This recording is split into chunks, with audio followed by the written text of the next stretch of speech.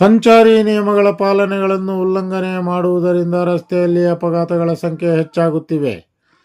37ನೇ ರಾಷ್ಟ್ರೀಯ ರಸ್ತೆ ಸುರಕ್ಷತಾ ಮಾಸಾಚರಣೆ ಕಾರ್ಯಕ್ರಮಕ್ಕೆ ಚಾಲನೆ. ಚಿಂತಾಮಣಿ.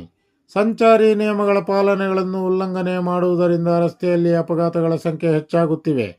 ಅಪಘಾತ ರಹಿತ ದೇಶವನ್ನು ಮಾಡುವ ಸಂಕಲ್ಪವನ್ನು ನಾವೆಲ್ಲ ಮಾಡಬೇಕಿದೆ ಎಂದು ಪ್ರಧಾನ ಸಿವಿಲ್ ನ್ಯಾಯಾಧೀಶರು ಮತ್ತು ಜೆಎಂಎಫ್ಸಿ ನ್ಯಾಯಾಧೀಶರಾದ ಶಕುಂತಲಾ ಆರ್ ಹೇಳಿದರು. ತಾಲೂಕು ಕಾನೂನು ಸೇವಾ ಸಮಿತಿ, ವಕೀಲರ ಸಂಘ, ಸಾರಿಗೆ ಇಲಾಖೆ, ಪೊಲೀಸ್ ಇಲಾಖೆ, ಆರೋಗ್ಯ ಇಲಾಖೆ, ಶಿಕ್ಷಣ ಇಲಾಖೆ ಹಾಗೂ ಲಕ್ಷ್ಮೀ ವಿದ್ಯಾಸಂಸ್ಥೆ ಇವರ ಸಂಯುಕ್ತ ಆಶ್ರಯದಲ್ಲಿ 37ನೇ ರಾಷ್ಟ್ರೀಯ ರಸ್ತೆ ಮಾಹೆ ಕಾರ್ಯಕ್ರಮ ಉದ್ಘಾಟಿಸಿದ ನಂತರ ಮಾತನಾಡಿದ ಅವರು, 18 ವರ್ಷದೊಳಗಿನ ಮಕ್ಕಳು ವಾಹನ ಚಲಾಯಿಸಿದರೆ ಅವರ ಪೋಷಕರಿಗೆ 25,000 ದಂಡ ವಿಧಿಸಲಾಗುತ್ತದೆ. ಒಂದು ವೇಳೆ ಅಪಘಾತದಲ್ಲಿ ಕೂಲಿ ಕಾರ್ಮಿಕರು ಮೃತಪಟ್ಟರೆ ಮತ್ತು ಗಾಯಗೊಂಡರೆ ಕಾನೂನುಬದ್ಧವಾಗಿ 10 ಲಕ್ಷಕ್ಕೂ ಹೆಚ್ಚು ಪರಿಹಾರ ಸಿಗುವ ಅವಕಾಶವಿದ್ದರೂ ನಿಯಮ ಪಾಲನೆ ಮಾಡಿ ಜೀವ ಉಳಿಸಲು ಮೊದಲ ಆದ್ಯತೆ ನೀಡಬೇಕು ಎಂದರು. ಎಆರ್ಟಿಒ ಅಧಿಕಾರಿ ಎಂ ಬೈರಾರೆಡ್ಡಿ ಮಾತನಾಡಿ, ಮನುಷ್ಯನ ಜೀವ ಅತ್ಯಮೂಲ್ಯವಾದದ್ದು.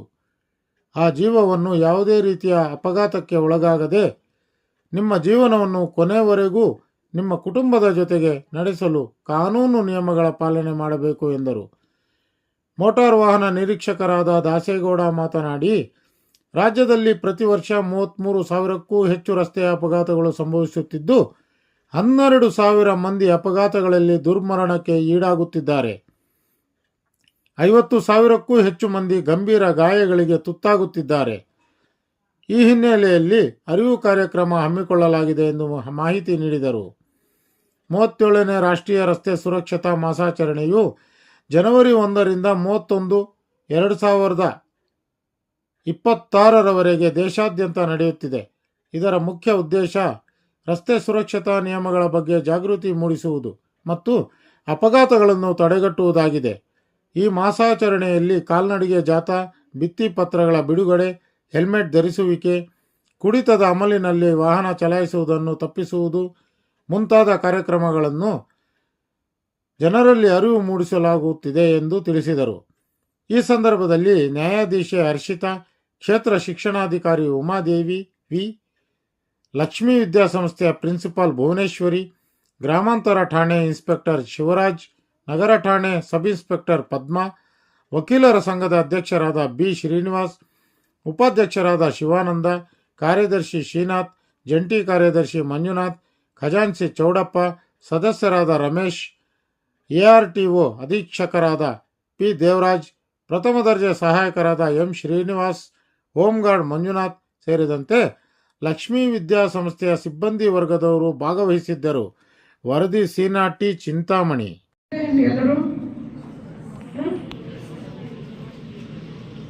ಮತ್ತೆ ಟ್ರಿಬಲ್ ರೈಡಿಂಗ್ ನಮ್ಮ ಪೊಲೀಸರಿಗೆ ಪಾಪ ಅದೇ ಕೆಲಸ ಆಗಿರುತ್ತೆ. ದಿನನಿತ್ಯ ರೋಡಲ್ಲಿ ನಿಂತ್ಕೊಂಡು ಯಾರ್ಯಾರು ನೀವು ಕರೆಕ್ಟಾಗಿ ಹೋದ್ರೆ ಅವ್ರಿಗೂ ಕೆಲಸ ಕಡಿಮೆ ಆಗತ್ತೆ ಅಲ್ಲ. ಆದ್ರೂ ಮಾಡಲ್ಲ. ನಮಗ್ ಗೊತ್ತಿದೆ ಕಾಷನ್ ಅಂತ ಇರತ್ತೆ, ಡೇಂಜರ್ ಅಂತ ಬೋರ್ಡ್ ಇರತ್ತೆ, ಕರ್ವ್ ಇರತ್ತೆ, ಆದ್ರೂ ನಾವು ಸ್ಲೋ ಆಗಿ ಹೋಗಲ್ಲ, ಹೆಲ್ಮೆಟ್ ಹಾಕಲ್ಲ.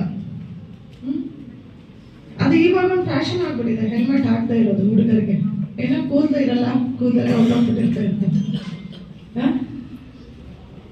ಕೂದಲೇ ಹೋದ್ರೆ ಹೋಯ್ತು, ತಲೆ ಉಳ್ಕೊಂತಲ್ಲ ಅಲ್ವಾ. ಮೊನ್ನೆ ಇನ್ನೊಂದು ಎಕ್ಸಾಂಪಲ್ ಹೇಳ್ತೀನಿ. ಈಗ ರೋಡಲ್ಲಿ ಹೋಗ್ಬೇಕಾದ್ರೆ ಯಾರು ತುಂಬಾ ವೇಗವಾಗಿ ಹೋಗ್ತಾ ಇದ್ರು. ಇಬ್ರು ಟೂ ವೀಲರ್ ಅಲ್ಲೇ ಹೋಗ್ತಾ ಇದ್ರು. ತುಂಬಾ ಫಾಸ್ಟ್ ಆಗಿ ಓವರ್ಟೇಕ್ ಮಾಡ್ದ ಒಬ್ಬ. ಅವಾಗ ಹೇಳ್ತಾರೆ ಇನ್ನೊಬ್ರು, ಯಾಕೋ ನಿಧಾನಕ್ಕೆ ಹೋಗಕ್ ಆಗಲ್ವಾ ಅಂತ. ನಿಮ್ಮ ಅಪ್ಪಂದ ರೋಡು ಅಂತ. ನಾನ್ ನೋಡಿರೋದು ನಿಮ್ಮಪ್ಪಂದ ರೋಡ್ ಅಂತ. ಅವನು ನಿಮ್ಮಪ್ಪಂದ ರೋಡ್ ಇದು ಅಂತ. ಏನಿದು ಹೋಗಿ ಬಿದ್ದಾಗ ಗೊತ್ತಾಗುತ್ತೆ ಯಾರಪ್ಪಂದು ಅಂತ ರೋಡ್ ಅಲ್ವಾ. ಅದು ಬೇಡ. ನಾವು ನಿಧಾನವಾಗಿ ಚಲಿಸಿದ್ರೆ, ನಮ್ಮ ಸುರಕ್ಷತೆಯನ್ನ ನಾವು ನೋಡ್ಕೊಂಡ್ರೆ ಮನೆಯಲ್ಲಿ ಎಲ್ಲರೂ ಸಂತೋಷವಾಗಿರ್ತಾರೆ. ಸ್ವಲ್ಪ ಹೆಚ್ಚು ಕಮ್ಮಿ ಆದ್ರೆ ಎಲ್ಲರಿಗೂ ತಲೆನೋವು. ಸೊ ಹಾಗಾಗಿ ಈ ಒಂದು ತಿಂಗಳು ನಾವು ಜಾಗೃತಿ ಕಾರ್ಯಕ್ರಮ ಮಾಡ್ತಾ ಇದ್ದೇವೆ. ಮುಂದಿನ ಹೆಚ್ಚಿನದಾಗಿ ನಮ್ಮ RTOದವ್ರು ಇದ್ದಾರೆ, ಮತ್ತು ನಮ್ಮ ಇನ್ಸ್ಪೆಕ್ಟರ್ಸ್ ಇದ್ದಾರೆ, ಹೇಳ್ತಾರೆ. ಅದ್ರ ಬಗ್ಗೆ ಇನ್ನೂ ಜ್ಞಾನ ತಿಳ್ಕೊಳ್ಳಿ ಅಂತ ಹೇಳ್ತಾ ನಾನು ಮಾತು ಮುಗಿಸ್ತೀನಿ. Thank you. ಮಾಡೋದು ನೆನೆಸಿದ್ರು ಮೇಲೆ ಬಂದಿರುವಂಥ ಎಲ್ಲ ಗೌರವಾನ್ವಿತ ಅತಿಥಿಗಳೇ ಹಾಗೂ ಇಲ್ಲಿರುವಂಥ ಕಾಲೇಜು ಸಿಬ್ಬಂದಿಗಳು ಬಂದಿದ್ದವರೇ ಮತ್ತು ಪತ್ರಿಕೆ ಬಂದಿದ್ದವರಿಗೆ ನಮಸ್ಕಾರ. ಈ ರಸ್ತೆ ಸುರಕ್ಷತಾ ಸಪ್ತಾಹ ನಾವು ಪ್ರತಿ ವರ್ಷ ಜನವರಿ ತಿಂಗಳಲ್ಲಿ ಮಾಡ್ತಾ ಇದ್ದೀವಿ. ಯಾಕೆ ಮಾಡ್ತಾ ಇದ್ದೀವಿ ಅಂತೇಳಿ ಮನೆಗಳು ಎಲ್ಲ ಕ್ಲೀನಾಗಿ ಹೇಳಿದ್ದಾರೆ. ಇದರ ಉದ್ದೇಶ ಏನಿಷ್ಟೇ, ಅಪಘಾತ ಕಡಿಮೆ ಮಾಡಬೇಕಂತ ಉದ್ದೇಶ ಒಂದೇ. ಅಂದರೆ ಮುಂದಿನ ವರ್ಷದಲ್ಲಿ ಶೂನ್ಯ ಆಗಬೇಕು ಅಪಘಾತಗಳು. ಇದು ನ್ಯಾಷನಲ್ ಲೆವೆಲ್ ಪ್ರೋಗ್ರಾಮ್ಸು ಮಾಡ್ತಾ ಇರೋದು.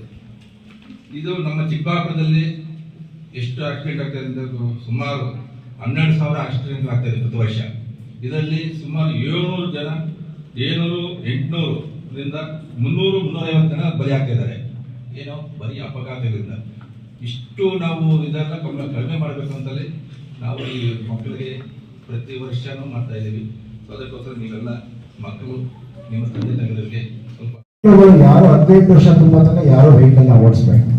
ಇನ್ ಕೇಸ್ ಓಡಿಸ್ತು ಅಂತ ಹೇಳಿದ್ರೆ ಈಗಾಗಲೇ ಹೇಳಿರೋದಕ್ಕೆ 3 ತಿಂಗಳು ಜೈಲು ಶಿಕ್ಷೆನಲ್ಲಿ 20,000 ರೂಪಾಯಿ ದಂಡನಿದೆ. ಆಮೇಲೆ ನೀವು ಒಂದೊಂದು ತಿಳ್ಕೊಳ್ಳಿ, ನಾನು ಓಡಿಸ್ಬಿಟ್ಟಿದ್ದೀನಿ ಏನಾಗಲಿ, ಇನ್ ಕೇಸ್ ಕನ್ವಿಕ್ಷನ್ ಅಂತ ಪನಿಷ್ಮೆಂಟ್ ಆಯ್ತು ಅಂದ್ರೆ ಆ ಮಕ್ಕಳುಗಳಿಗೆ ಫರ್ದರ್ 25 ವರ್ಷ ತನಕ DL ಕೊಡೋದಿಲ್ಲ. ಇನ್ ಕೇಸ್ ಏನಾದ್ರು ಶಿಕ್ಷೆ ಆಗಿತ್ತು ಅಂತ ತಿಳ್ಕೊಳ್ಳಿ, 18 ವರ್ಷ ಆಗಿದೆ ನನಗೆ ಲೈಸೆನ್ಸ್ ಸಿಕ್ಬಿಡುತ್ತೆ ಅಂತ ಅನ್ನೋದು ಸುಳ್ಳು. ಏನಾದ್ರು ಶಿಕ್ಷೆ ಆಗಿತ್ತು ಅಂದ್ರೆ ಅಂತ ಮಕ್ಕಳುಗಳಿಗೆ 25 ವರ್ಷ ತನಕ ಲೈಸೆನ್ಸ್ನು ಸಾರಿಗೆ ಇಲಾಖೆಯಲ್ಲಿ ಇಶ್ಯೂ ಮಾಡೋದಿಲ್ಲ. ಇದು ಒಂದು ಇಂಪಾರ್ಟೆಂಟ್ ವಿಷಯ. ಆದ್ರಿಂದ ಯಾರಿಗೂ ವೆಹಿಕಲ್ಗಳನ್ನ ಓಡಿಸ್ಬೇಡಿ. ಆಮೇಲೆ ವೆಹಿಕಲ್ ನಲ್ಲಿ ಎಲ್ಲ ಡಾಕ್ಯುಮೆಂಟ್ಸ್ ಇಟ್ಕೋಬೇಕು. ವೆಹಿಕಲ್ ನಲ್ಲಿ ಆರ್.ಸಿ ಬುಕ್ ಪೊಲೀಸ್ ಅವ್ರು ಕೇಳಿಸ್ತಾರೆ, ಇಲ್ಲ ಅಂದ್ರೆ ಅವ್ರು ತಂದು ತೋರಿಸ್ತಾರೆ. ಆಗ ನಿಮಗೆಲ್ಲ ಟೈಮ್ ವೇಸ್ಟ್ ಆಗುತ್ತೆ. ಅದರಿಂದ ವೆಹಿಕಲ್ ಇರೋ ಡಾಕ್ಯುಮೆಂಟ್ಸ್ ಕರೆಕ್ಟ್ ಆಗಿದೆ, ಇನ್ಶೂರೆನ್ಸ್ ಇದೆಯಾ, ಆಮೇಲೆ ಇತ್ತೀಚೆಗೆ ಎಮಿಷನ್ ಸರ್ಟಿಫಿಕೇಟ್ಗಳು ಬೇಕಾಗುತ್ತೆ. ಯಾಕೆಂದ್ರೆ ಈ ಕಾನೂನು ಇರೋದು ನಾವೆಲ್ಲ ವಿದ್ಯಾರ್ಥಿಗಳು ದೇಶದಲ್ಲಿ ನಾವು ಕಾನೂನು ಪರಿಪಾಲನೆ ಮಾಡಿದ್ರೆ ಮುಂದೆ ನಾವು ಕಾನೂನು ಕ್ಲೀನಾಗಿ ಪಾಲನೆ ಮಾಡ್ಬೋದು. ಅದರಿಂದ ಎಲ್ಲ ರೀತಿ ಇಂಜುರೀಸ್ಗಳಾಗಲಿ ಅಥವಾ ಅಪಘಾತಗಳಾಗಲಿ ಅಥವಾ ಡೆತ್ಗಳನ್ನಾಗಲಿ ಕಡಿಮೆ ಮಾಡ್ಬೋದು. ಹಾಗೆ ನಾವು ಇಲ್ಲಿ ನಮ್ಮ ತಂದೆ ತಾಯಿಗಳಿಗೆ ಅದನ್ನ ಬಗ್ಗೆ ಹೇಳ್ಬೇಕು. ಪಾಪ ಕೆಲವರು ಇಲ್ಲಿ ಎಷ್ಟೋ ಜನ ತಂದೆ ತಾಯಿಗಳು ಸ್ವಲ್ಪ ಓದಬೇಕ ಕಡಿಮೆ ಇರುತ್ತೆ, ಅವ್ರಿಗೆ ಹೇಳ್ಬೇಕು ವೆಹಿಕಲ್ ಅಲ್ಲಿ ಇನ್ಶೂರೆನ್ಸ್ ಅಲ್ಲಿ ಇಟ್ಕೋಬೇಕು, ಹೆಲ್ಮೆಟ್ ಹಾಕೊಳ್ಬೇಕು, ವಾಹನಗಳನ್ನ ಸುಸ್ಥಿತಿಯಲ್ಲಿ ಇಟ್ಕೋಬೇಕು, ಎಮಿಷನ್ ಸರ್ಟಿಫಿಕೇಟ್ ನ ಮಾಡಿಸ್ಕೊಳ್ಬೇಕು.